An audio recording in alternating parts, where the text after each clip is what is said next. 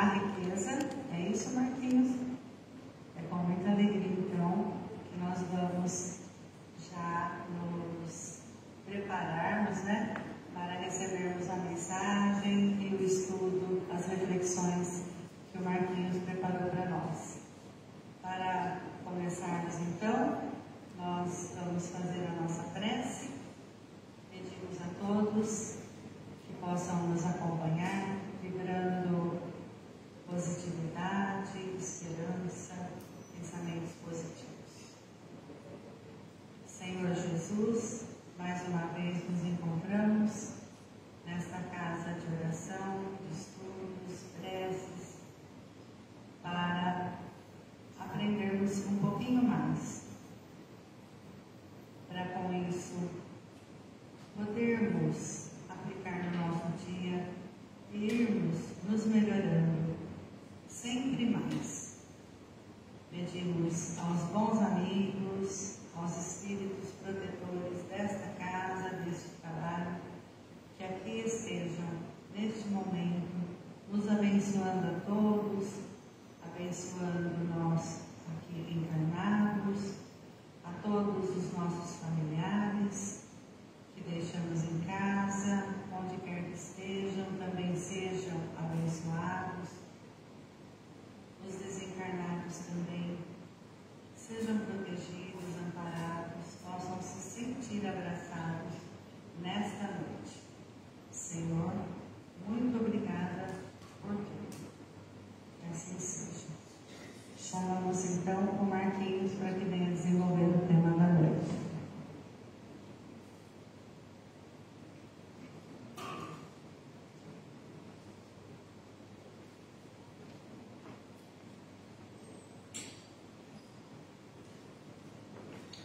Muito boa noite a todos e a todas. Sempre uma alegria muito grande poder vir aqui no púlpito da comunidade, dialogar, refletir sobre a doutrina espírita, sobre o Evangelho, e tantos amigos que a gente vai fazendo ao longo do tempo. A gente sempre dá aquele recado inicial que palestras são de autoria assim, do Oswald, do Arthur, do Haroldo. A gente estuda muito o Haroldo. Hoje nós estamos mais para um estudo, um estudo compartilhado, onde nós vamos aí refletir sobre o Evangelho. Então que a bênção do Mestre Jesus possa nos amparar, que a gente possa extrair daqui tudo aquilo que estamos procurando. No tema de hoje, nós vamos falar sobre a riqueza. Então, imaginemos um grato convite também que terça e quinta existem os grupos de estudo lá atrás do Evangelho.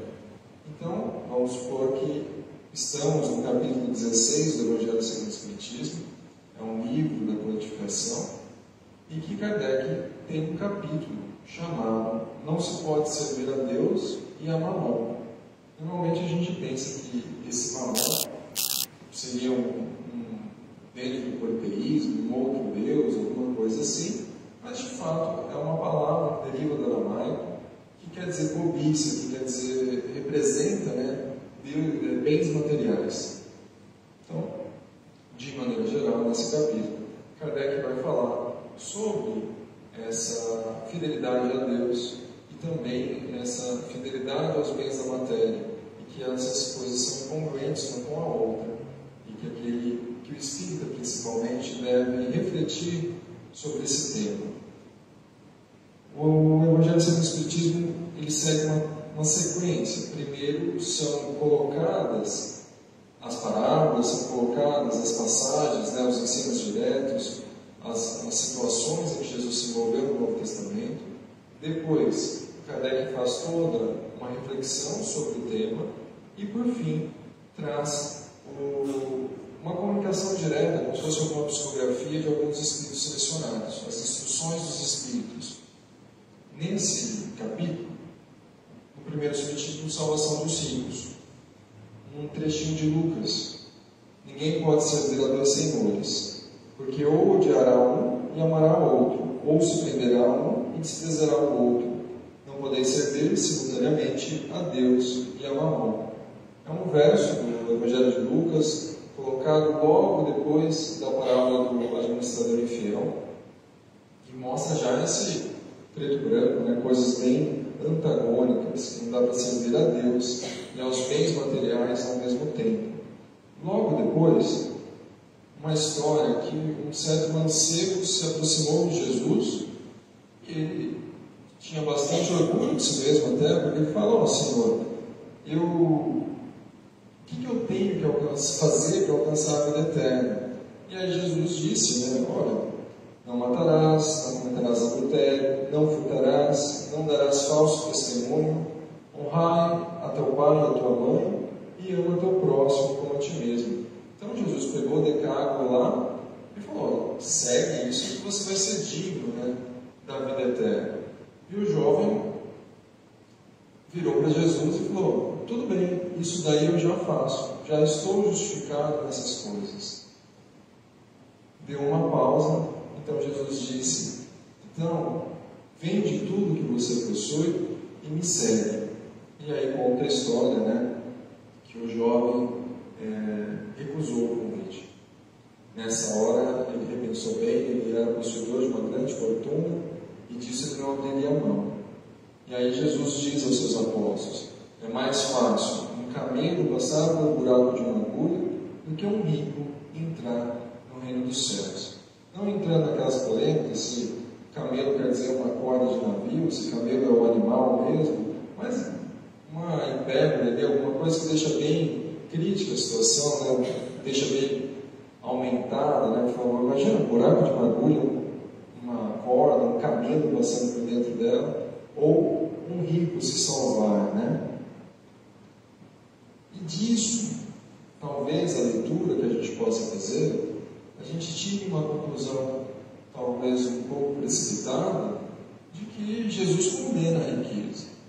Porque se ele está falando que é mais fácil um camelo passar por buraco de uma agulha do que um rico entrar dentro dos céus, e é uma coisa possível de acontecer, passar um camelo por uma agulha, a gente pensa então que a riqueza é totalmente condenável.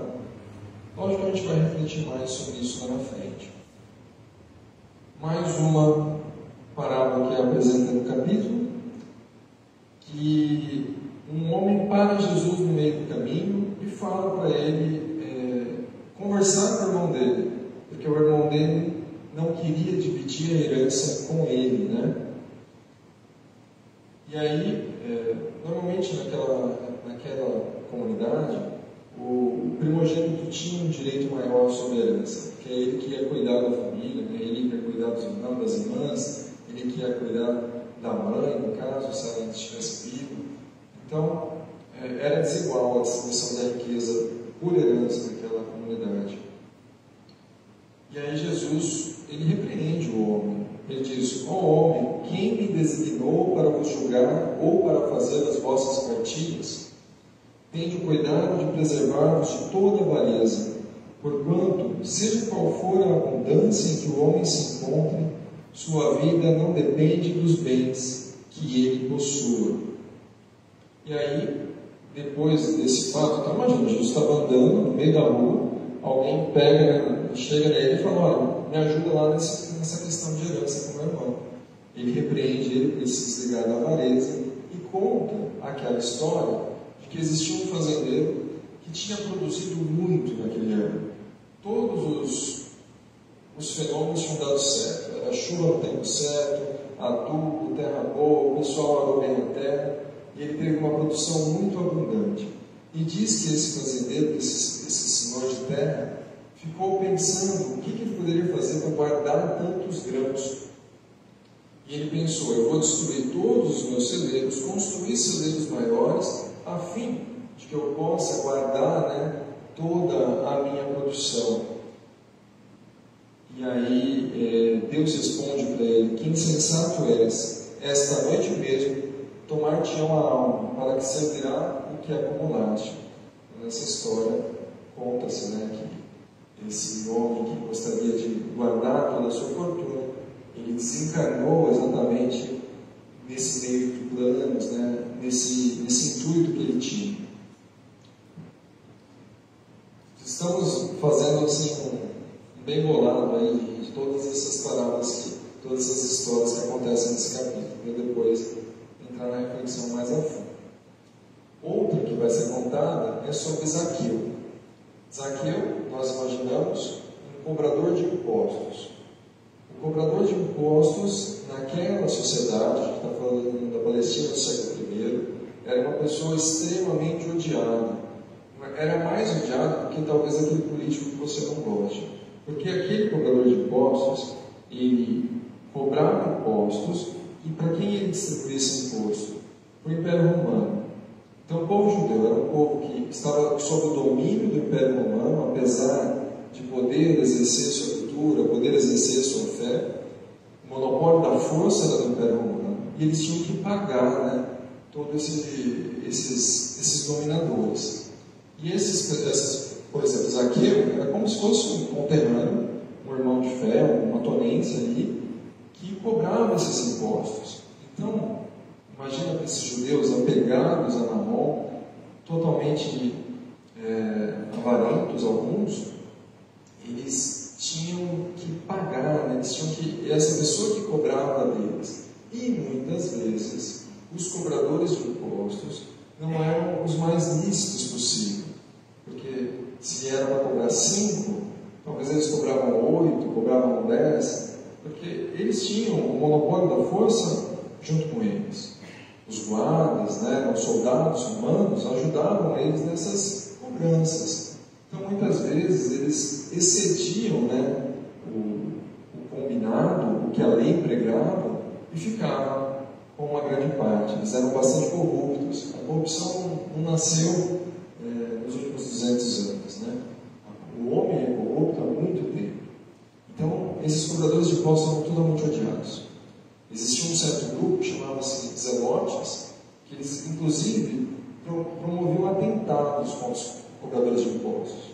Estava andando ali na rua meio escura e alguém levava uma facada no meio da noite. Essa era a atuação dos Zelotes, quando a gente ouve esse termo no Novo Testamento. Eles promoviam atentados, né, querendo tomar de volta o poder ali naquela região. E Zaqueu era um cobrador de impostos. Zaqueu era um cobrador de impostos bem baixinho. Jesus estava passando na sua praça, naquela sua cidade, e ele decide subir numa árvore. Todo o significado espiritual ali, de que essas palavras não ocorrem no Novo Testamento à toa. Quando a gente fala que a pessoa se elevou, né, tal como o estado da prece, ele chegou ao mesmo patamar do Cristo. Ele subiu na árvore para ser notado e chamou a atenção de Jesus. Jesus virou para ele e disse: Zaqueu, desce daí, que a gente está nos 12 aqui, mas a gente vai jantar na sua casa hoje. Você tem que preparar aí toda a recepção. E com muita alegria, Zaqueu recebeu toda aquela comitiva que lá estava passando. Se a gente se aprofundar um pouco mais no Boa Nova, Humberto de Campos vai descrever como foi esse encontro na casa de Zaqueu. E o povo estava olhando com muita aspereza. Como assim ele vai se reunir com um homem de má vida? Imagina assim que a gente trouxe um bandido para almoçar dentro da nossa casa. E ainda está apertando a mão dele, está abraçando, está falando que ele é abençoado. Não é fácil. Aquela população toda vê isso. Mas não só os normais, até as pessoas que conheciam Jesus de canto de olho, estavam bastante ressabidos aí com essa história. Os próprios apóstolos não gostaram muito do que viram, porque tanto Pedro, André, Felipe, essas pessoas são citadas lá no Boa Nova, disse que eles entendiam que Jesus renunciava totalmente da riqueza. Jesus era uma pessoa totalmente humilde e pregava a humildade a todo instante. Como que ele estava exaltando naquela ocasião aquele cobrador de impostos que tinha uma casa tão bonita, que tinha criados, que tinha toda aí uma grande quantidade de bens.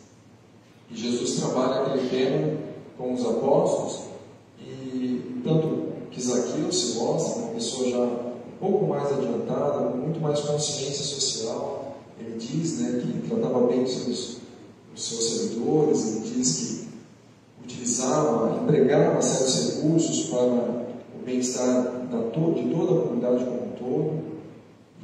E Jesus traz essa lição para os apóstolos, né, comentando sobre a importância de que a riqueza gere bem-estar, que ela não se aprisione, que ela não fique parada. A história de Zaqueu talvez é a mais comentada, né, que ele foi abençoado por Jesus, se viu tão feliz e disse que ia dividir metade dos seus bens com todos aqueles que precisassem, também ia restituir em 4 vezes aqueles que por acaso ele houvesse causado prejuízo, né?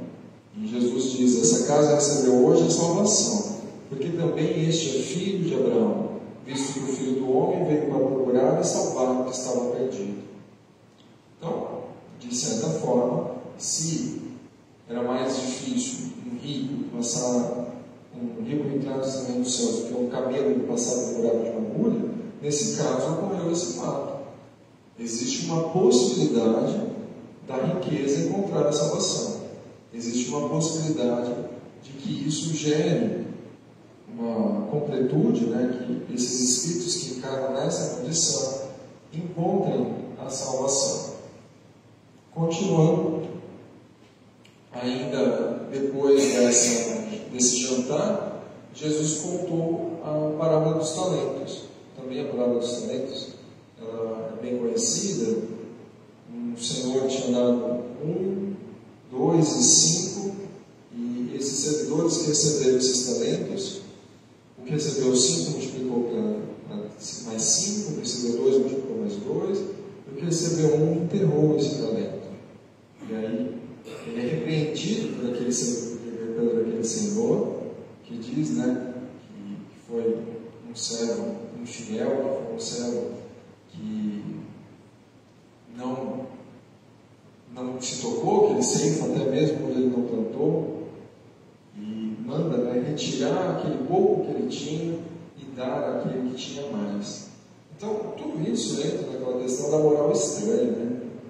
Como que algumas punições são muito severas no Novo Testamento, como que algumas atitudes são bastante repreendidas, né, nessas passagens. E como última história desse capítulo que nós estamos vendo, nós temos a do mal rico. Essa do mal rico não é tão conhecida, é para um outro personagem chamado, um morador de rua chamado Lázaro. Ele batia às portas de um rico que disse que desejava se alimentar das migalhas que caíam de sua mesa, e que até isso era negado. E que uma vez os dois desencanados, o mal rico, ele se vê em uma região totalmente tormentosa, talvez ele estava, que a gente designaria como quinto dos infernos, um lugar quente, um lugar onde ele sofria muitas torturas, e ao longe ele via no céu, ao lado de Abraão, Lázaro, aquele, né, que pedia, suplicava por alimento à sua porta. E ele pede, né, para que Abraão deixe que Lázaro molhe seu dedo na água, para que ele possa lubrificar aí seu lábio. E isso lhe é negado, inclusive. Ele fala, a passagem diz que existe uma distância muito grande entre eles, e que aquilo não poderia ser transponível. Às vezes a gente vai estudar a André Luiz, assim, eles fazem umas incursões no umbral e etc., como são complexos algumas situações de resgate.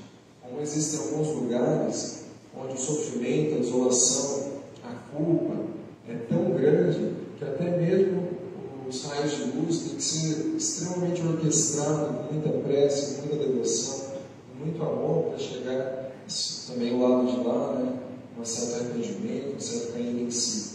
Não é nesse caso o do mal rico. E ele ainda pede, olha, já que não dá para me salvar, pede para ele lá em casa, avisar meus irmãos, avisar minha mãe, avisar meu pai, que se eles repetirem tudo o que eu fiz, eles vão ter esse destino. E isso também é negado.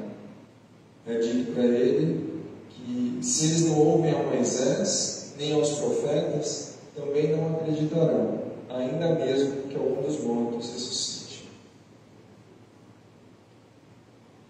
Kardec utilizou desses textos para trazer uma introdução das passagens, das principais passagens em que Jesus comenta sobre a riqueza. De certa forma, a gente pode chegar àquela conclusão, talvez precipitada, de que a riqueza é algo condenável, porque em diversas vezes o destino, como a gente vê do mal rico, não foi dos melhores, ou até mesmo daquele jovem no começo. É muito difícil extrair algum tipo de salvação daí. Pela lógica, Kardec vai nos dizer que se existe um planejamento reencarnatório, se Deus distribui essas provas, essas expiações, e você está falando que a pessoa rica, ela não vai ter salvação, então Deus está sendo totalmente imparcial. Ele está falando que alguém não vai ser salvo, ele já está condenando alguém à miséria, já está condenando alguém ao infortúnio futuro da vida espiritual, por ele ter nascido aqui no mundo, em determinada época, sobre a prova da riqueza. E aí, isso não compreende, né, a bondade, não compreende a misericórdia, não compreende todos aqueles atributos que nós pegamos da divindade. E aí fica a pergunta: se você tem uma faca e você pode usar ela para cortar cebola, ou se alguém usa essa faca para cometer um atentado, a culpa é da faca? É lógico que a culpa não vai ser da faca. A culpa vai ser do homem que utilizou da faca ou para cortar a cebola ou para fazer o atentado. A cada um segundo suas obras. Então, de maneira nenhuma, a riqueza é condenável, mas sim o mau uso dela, mas sim o orgulho, a vaidade e tudo aquilo que deriva dessa difícil prova. Algumas pessoas comentam que talvez a prova da riqueza seja a prova mais difícil de se passar na Terra. Uma vez no grupo de estudo, uma senhora ela disse: olha, não tem como vocês falarem isso, porque vocês nunca passaram fome. Como que você vai falar que a prova da riqueza é muito mais difícil que a prova da pobreza? Mas ainda assim, talvez depende do espírito, talvez dependa do indivíduo ali que está vivendo em determinada situação.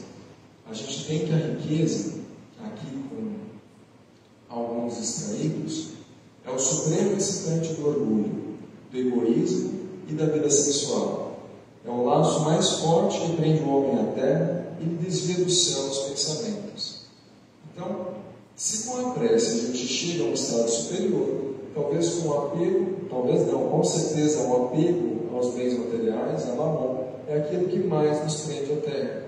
Então a gente vê essa sequência, né, de sensualidade, ostentação, esse orgulho exacerbado, essa grande vaidade, tudo isso não é tesouro para o céu, é um usufruto aqui da terra.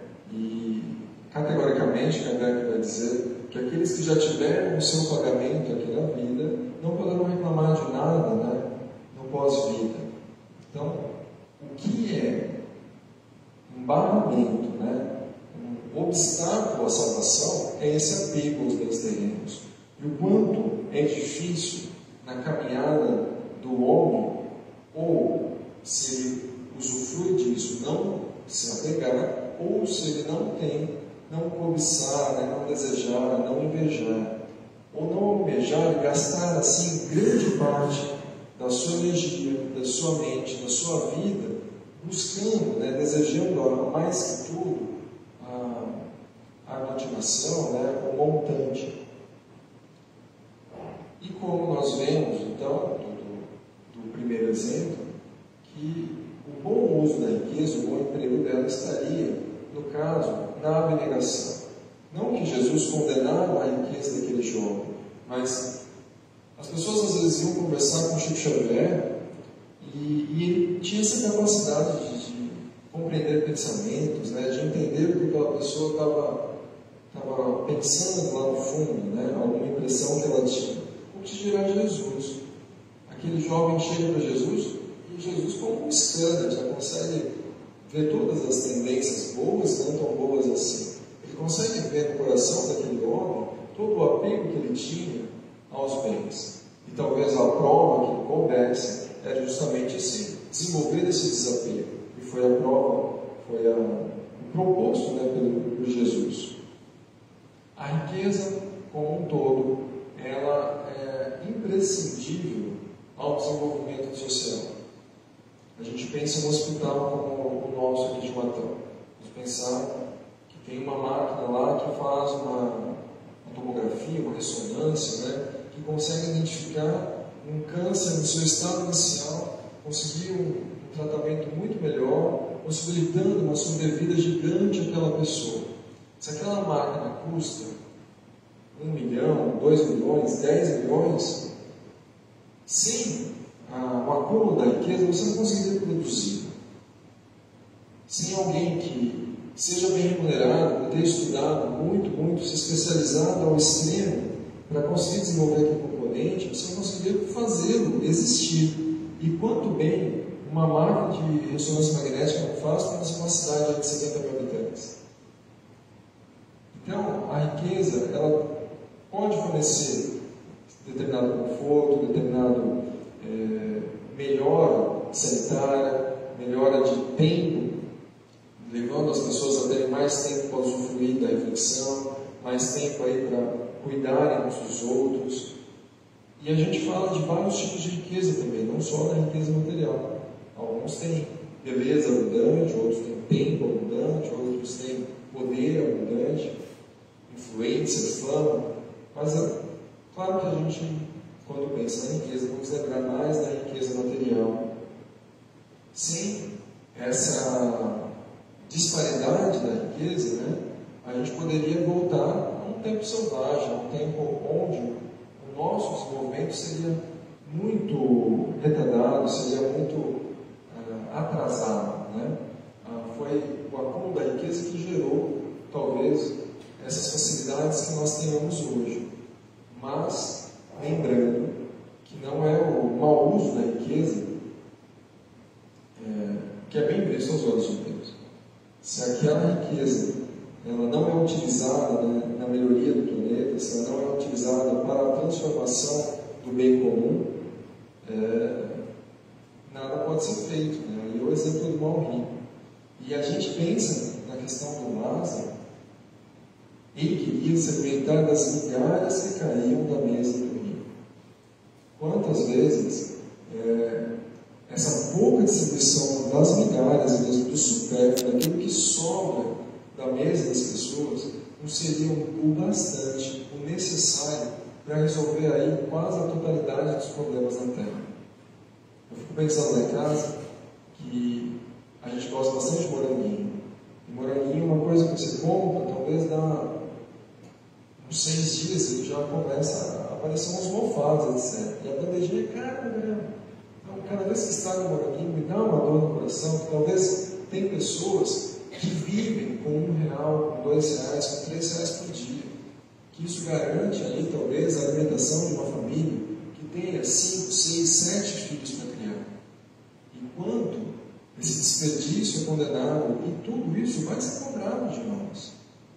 É muita fragilidade de pensamento nós pensarmos que esses empréstimos que nós ganhamos não serão cobrados.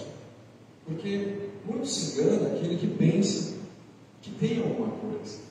Porque o dono de todas as riquezas é Deus. O que nós temos é o dinheiro emprestado aí de um amigo. E ele nem pede de volta. Na verdade, ele pede que seja devolvido justamente aquele que necessita. A função da riqueza, acima de tudo, é diminuir a pobreza, é mitigar a pobreza. E nós teremos que prestar contas de cada centavo, de cada centil aí que nos for colocado em mãos. Todas essas promessas de Cristo, todas as promessas de Deus, dispostas ao nosso bem. Se utilizamos de maneira egoísta, se utilizamos de maneira vaidosa, se utilizamos de avareza, se utilizamos de uma má conduta disso. É lógico, seria impensável a gente imaginar como que você gera, talvez aqui, Matão, né? Uma cidade industrial, uma cidade onde tem tantas grandes fábricas. Lógico, os donos dessas fábricas são milionários, né? Essa questão do acúmulo da riqueza é necessária para você construir um barracão enorme, ter máquinas tão caras, desenvolver implementos aí que estão gerando o alimento, a agricultura e promovendo o desenvolvimento da agricultura mundial. Matão já não é uma cidade que gera só no seu contorno. A maior planta de suco de laranja do mundo está em Matão. Alguma pessoa que bebeu suco de laranja hoje lá no Canadá, nos Estados Unidos, no mundo árabe, foi uma laranja que foi processada aqui numa fábrica nossa. Imagine que não só existe um milionário por trás da fábrica, mas também inúmeros trabalhadores que tiram dali o seu pão de cada dia. E a lei do trabalho é uma das leis morais que a gente estuda no Livro dos Espíritos. É através do trabalho que nós desenvolvemos a nossa inteligência. É através do trabalho que a gente desenvolve, né, também o convívio social, que a gente desenvolve várias faculdades do espírito. E aí entra-se nessa pergunta: qual é a verdadeira riqueza? Né? No nosso grupo de estudo lá, uma vez, o nosso amigo Luiz comentou sobre uma metáfora, falando: a verdadeira riqueza é aquilo que você vai levar, né, no pós-vida. E nesse carro funerário, né, não cabe nenhuma mudança. Você não leva seus móveis, né, o Orson fez uma mudança agora. Você não vai levar os seus livros, você não vai levar o dinheiro que está no banco, você não vai levar nem o seu corpo. E todo mundo aqui está com uma passagem comprada para essa viagem do além-túmulo. A gente só não sei precisar quando, qual que é o dia, se vai ser hoje à noite, ou se vai ser daqui a alguns anos. Todo mundo vai fazer essa transição. E todo mundo vai ter que deixar tudo para trás.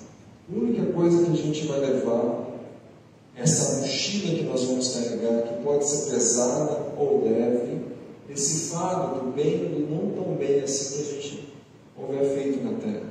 As pessoas que nós ajudamos, a cultura que nós amealhamos para si, o conhecimento, a inteligência, as faculdades do Espírito serão levadas. O bem que a gente fez advogará a nosso favor.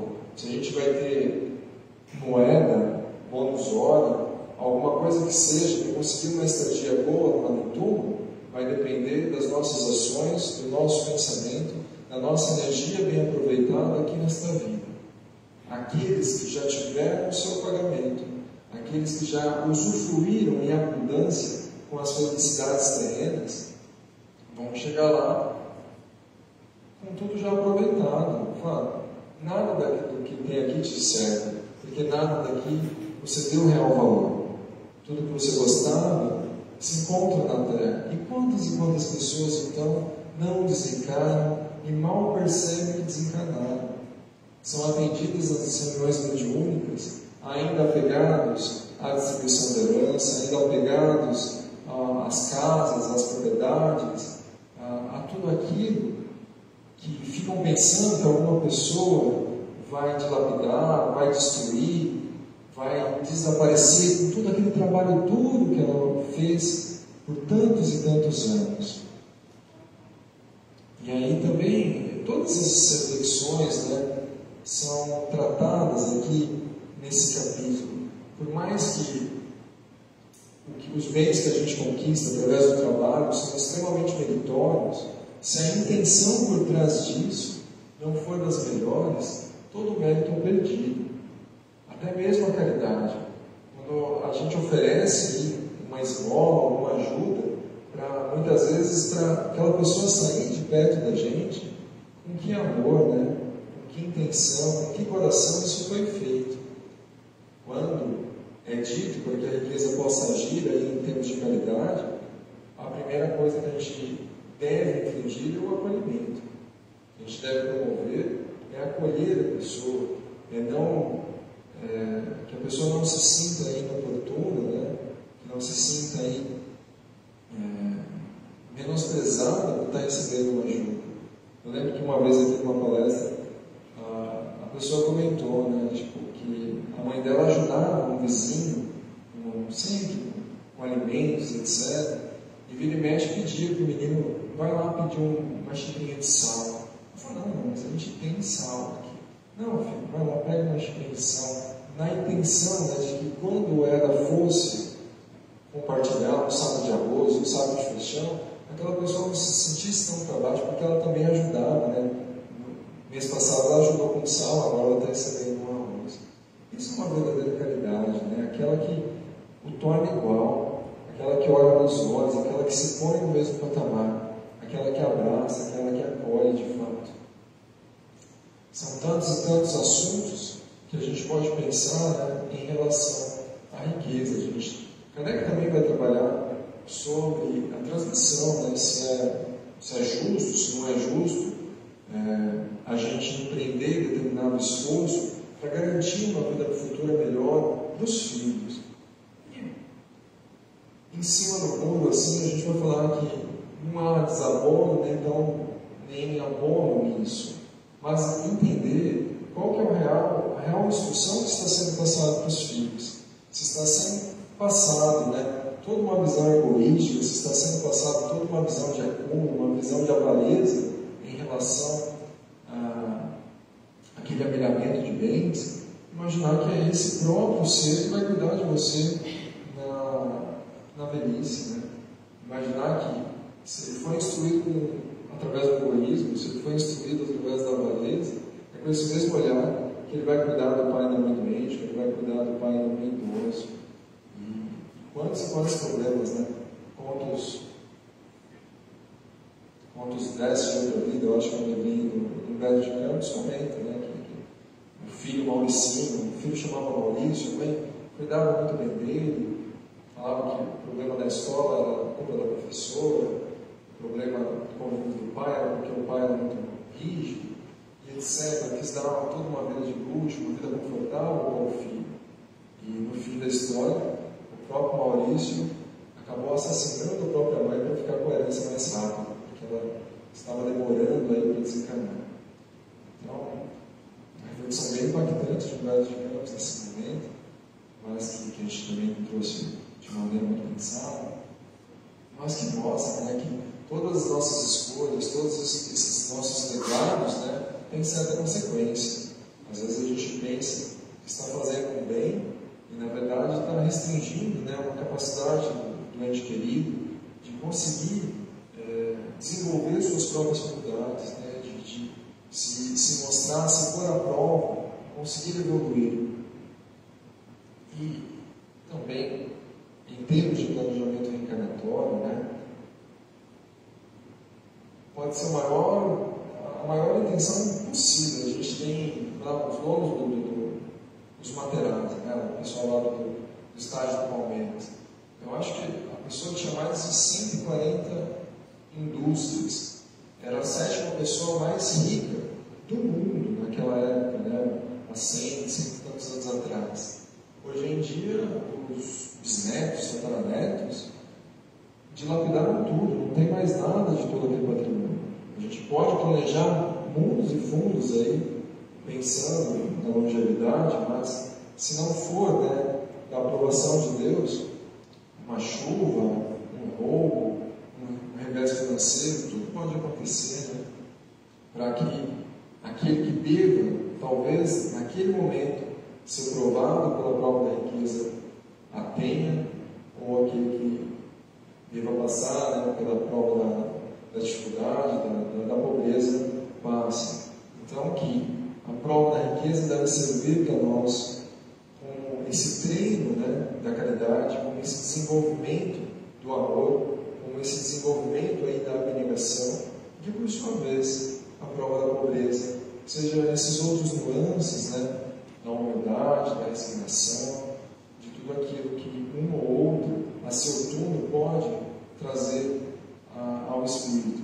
E com muitas e muitas vidas, certamente, né, passaremos por uma, por outra, no meio termo, e sempre seremos colocados em degraus melhores aí, para que a gente possa, por a prova, para que a gente possa mostrar a nossa fidelidade a Deus, né,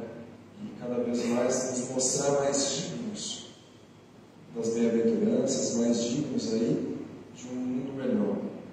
Então, que sabendo sobre a questão da riqueza, a gente pode terminar com essa frase de Lacordaire e lembrar que aquele que dá aos pobres salda a dívida que contraiu com Deus.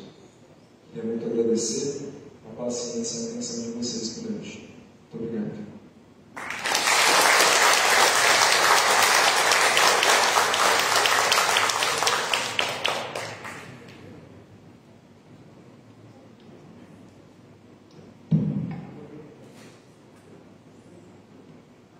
Obrigada. Marquinho, nós contamos com você, viu? Mais vezes aqui, trazendo suas reflexões para nós. Muito bom. E esses dias, como você citou a gente teve que trabalhar muito desapego, é muito difícil. A gente faz assim, não, acho que eu vou usar. Não, não vai. O desapego é terrível. Mas a gente tem que trabalhar, né? Não tem como. Obrigada, Marquinhos. Não vai levar nada. Eu vou fazer o sorteio do livro, do número 1 ao 52. Marquinhos, fala um número para mim. Do 1 ao 52.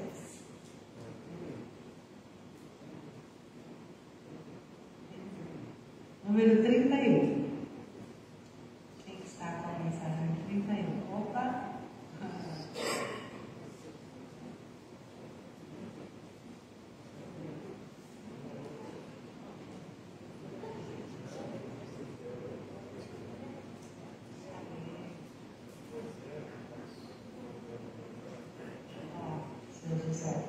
Apenas 35 anos depois, de Nair Viola Travassos Augusto, um romance.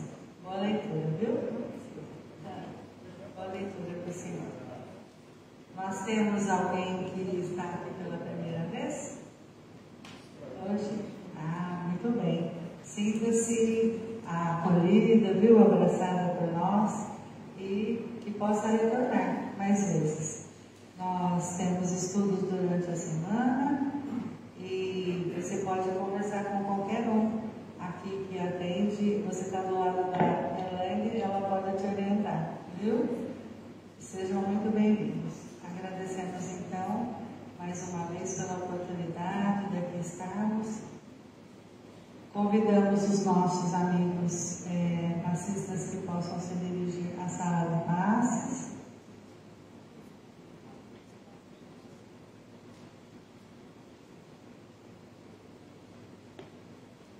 Quem necessitar do passe pode se localizar aqui do lado